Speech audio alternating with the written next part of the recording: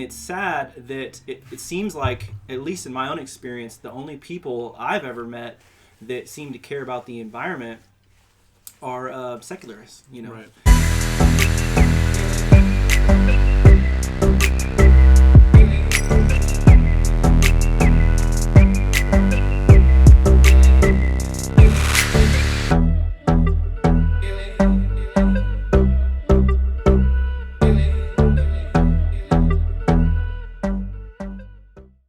I'm going to read a quote from page 77. It says, God put Adam in the garden to work it and keep it even before the fall. Mm-hmm. Nature is amazingly durable and resilient, and though it can sustain itself without our help, God commanded us to tend it and keep it. Christianity should produce leaders in ecology, but alas, we have not. Rather than taking the lead, we have become reactionary cranks and criticize secular leaders for the wrong-headed worldview and the inane environmental policies that spring from it. Warning about environmental care, protection of endangered species, etc. can too often be shrugged off by us as non-problems because nature's most outspoken advocates are often eco-tyrants. I don't defend their ideology, but some of the problems they see are real problems. And so I think he kind of nailed it right there, you know, hit the nail on the head, because what is happening is very, very intelligent people, like ecologists and biologists and geologists, or you know, whoever, and are telling us ways that we're destroying the earth. Mm-hmm. And a lot of them are alarmists, and they're basically taking science, they're taking it beyond the bounds of science, and they're just giving us their doctrine, right, their worldview. But other times they really are onto something, and they're absolutely right.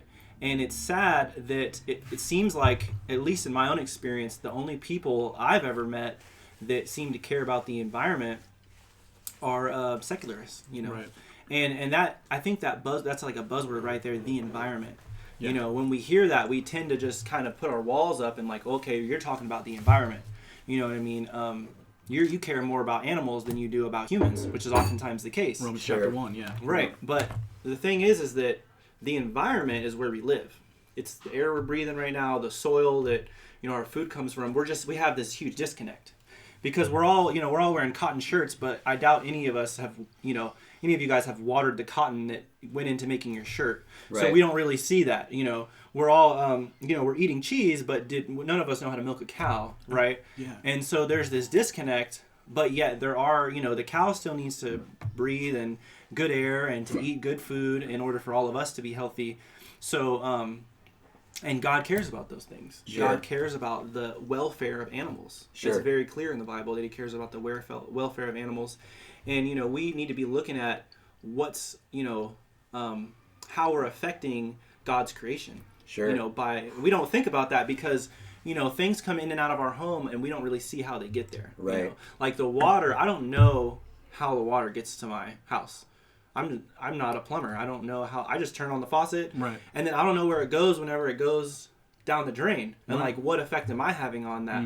Because, you know, we're supposed to be caring about our neighbor, and so clean air, that's good, good soil, and then on top of that, we can talk about biodiversity and habitat destruction. You know, and some of these ecological problems that it seems like only secularists are talking about. Right. Like of the 40 books I own on plants, I don't think one was written by a Christian. At least I couldn't tell. Bro. And so every time I read about plants, and the only people that care about this are people who worship nature and they don't have the same, you know, reason for caring. I think it too has to do with having a bad eschatology. Absolutely. Yeah. You know, people think that everything is just going to be destroyed around us, that we're going to be raptured up into the air. Right. Everything's going to be destroyed. So why should we take care of the nature around us? Why should we take care of the earth around us when it's all just going to hell? Yeah. Right. You know, and that's a wrong eschatology, right? Yeah. That's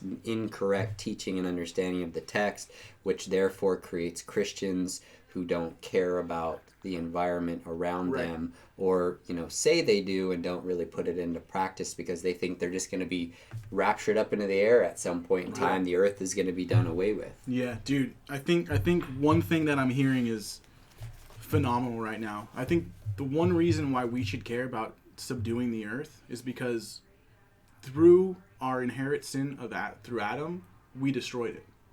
Yeah, We are responsible for what happened in the beginning. You know what I mean? So we, like it says in the Bible, all of creation groans for the revealing of the sons of men. Right. And I don't know if it's sons of men or son of God. I might have just misquoted the Bible, but regardless, That might be a problem. Right. So regardless, when God takes our heart of stone, replaces it with a heart of flesh, causes us to love His word and what He says in Genesis, what we really need to do is not take the people who have switched the Creator for a creature, and they have misplaced worship with their resolutions, which really causes, honestly, yoke and strain and burden and a works-based salvation through trying to cultivate the earth through policies that are probably unethical and immoral, like kill your baby, go water your garden. Absolutely. You know what I mean? Kill your baby, use it as fertilizer to grow more trees or something. Right. I mean, it's come to. I mean, yeah. You know, the more you get into literature like that, you'll start reading that. I was reading a book, Permaculture Designer's Manual, which permaculture is a design system that implements lots of different strategies in order to have a landscape that can feed you, basically, a food forest. And so the guy who created this, I mean, the book's full of great ideas, you know. But he has the first chapter was on like ethics, right, which includes population control, you know. And so that's the reason as Christians we can become imbalanced, because the only people that are talking about saving the environment are also talking about population control, and aren't even saving the environment because it's God's creation and we're supposed to steward it. And so oftentimes we can become imbalanced and listen and, you know, throw the baby out with the bathwater. So they can't even have a correct understanding because they have an incorrect foundation. So they see nature and animals as in equal spectrum with human beings. When we know that that's incorrect, because human beings are image bearers of God, we're created in God's image, so we're not on an equal spectrum. We actually have more value. Now that value comes with responsibility, tend and have dominion. But at the same time, it's like these people who are activists, I'm not saying all, but many see human beings as, you know, a disease, or as, you know, just consumers that are destroying the earth. And yes, that is happening, but they need to start from, we are image bearers of God, called to have dominion and tend the earth, rule over it.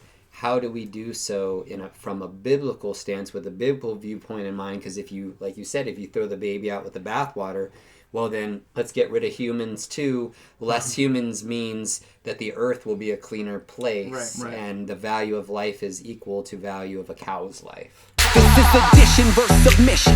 Sinners need forgiveness. Surrender to His lordship. Don't extort the grace He's given. See, I'm blessed by the one, Yahweh, all day. I'm a wretched sinner, deserve hell for always.